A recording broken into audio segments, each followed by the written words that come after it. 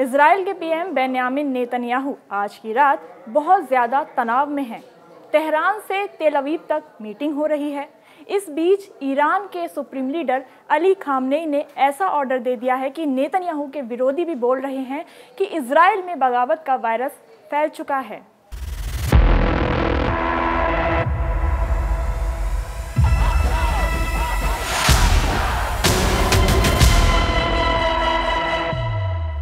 אין אף אחד שמחויב לשחרור חטופים יותר ממני.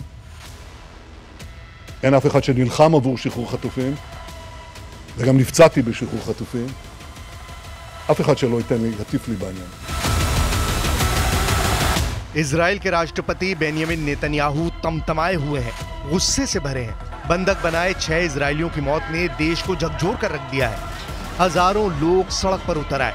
उसी के बाद नेतन्याहू का ये बयान आया है। हाथ बंधे हुए हैं, पैर बंधे हुए हैं। खून से लथपथ दिखाने के लिए शरीर पर लाल रंग का इस्तेमाल किया गया है। ये प्रतीकात्मक बंधक हैं जिन्हें हमास ने पिछले साल अक्टूबर में इजराइल में घुसकर कब्जे में ले लिया। अब इनमें से ही 6 लोगों की मौत की खबर आई है। पूरे इजराइल में खलबली मच गई है। They prefer to deal with Hamas, give them money, build their tunnels, and not release Israeli citizens that pay the taxes here, that serve in the army, that are working in the fields, that are doing everything that they can to build up this country, but they just don't give a damn about them. So I think if somebody needs to do it, it's us, the people. We don't have any choice. We have to do what the government is not able to do. They don't want to. They prefer the seats in the Knesset.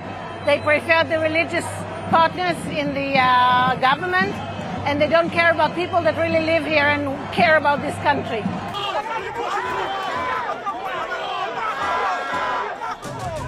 घर में ही घिर गए प्रधानमंत्री Netanyahu. 6 बंधकों की हत्या से Israel में कोहराम। प्रदर्शनकारियों की मांग, नेतन्याहू दे इस्तीफा।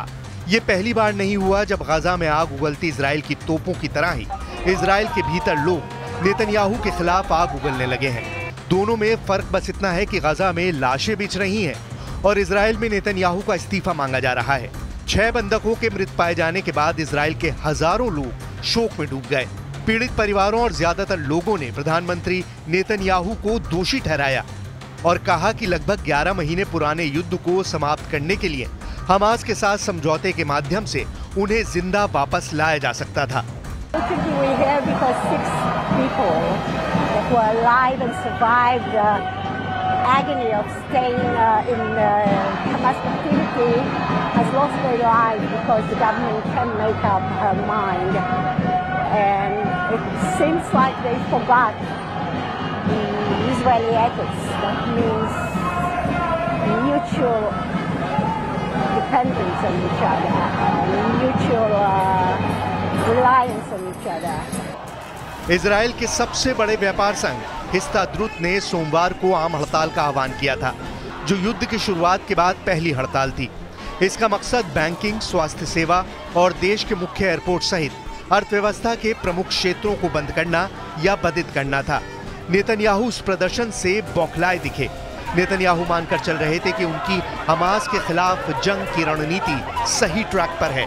इजराइल के भीतर भी लोग कम नहीं हैं जो हमास पर लगातार सैन्य दबाव बनाए रखने की नेतन्याहू की रणनीति का समर्थन करते हैं। लेकिन अब इन लोगों का भी सब्र टूट रहा है क्योंकि युद्ध लंबा खिंच रहा है और बंधक संकट ज्यों का त्यों है। רצחו לנו 6 מחטופינו בדם קר. אז אחרי הרצח הנורא הזה, אני לא מאמין שמישהו יבוא, מישהו רציני יבוא ויגיד, עכשיו תעשו עוד ויתורים, אתם לא רציניים, החמאס רציני. אני לא מאמין שהדבר הזה קיים. לא מאמין שמישהו חושב את זה, באמת. ואני לא מאמין שהנשיא ביידן באמת אמר. इजराइल के कई शहरों में पुलिस से प्रदर्शनकारी भिड़ गए। 5 लाख से ज्यादा प्रदर्शनकारी सड़कों पर उतरे। इजराइल में इस प्रदर्शन ने फिर वो सवाल खड़ा कर दिया है कि नेतन्याहू हमास के अंत के लिए लड़ रहे हैं या बंधक बनाए अपने नागरिकों की रिहाई के लिए। प्रदर्शनकारी प्रधानमंत्री नेतन्याहू और उनकी सरकार पर बंधकों की रिहाई के लिए ठोस कदम नहीं उठाने का आरोप लगा रहे हैं। प्रदर्शनकारियों का मानना है कि नेतन्याहू अगर जंग रोकने का समझौता कर लेते तो बंधकों को छुड़ाया जा सकता था। नेतन्याहू राजनीतिक वजहों से समझौता करना नहीं चाहते। Find the end of the war in Gaza. In Gaza. When Hamas no longer rules Gaza, we throw them out. I would define the end of the war in World War II when the Nazis no longer rule Germany. To do that, you need to have a military victory, and you have to have also the political victory to destroy their governance.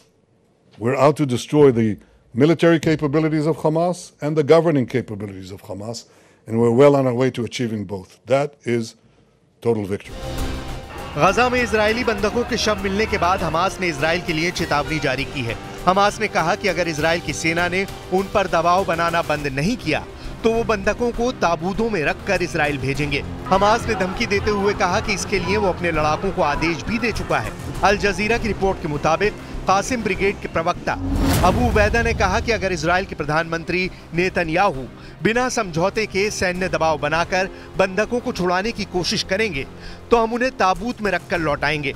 अब फैसला परिजनों के हाथ में है कि वो बंधकों को जिंदा वापस चाहते हैं या उनके शव। हमास ने कहा कि बंधकों की मौत के लिए नेतन्याहू और उनकी सेना जिम्मेदार है।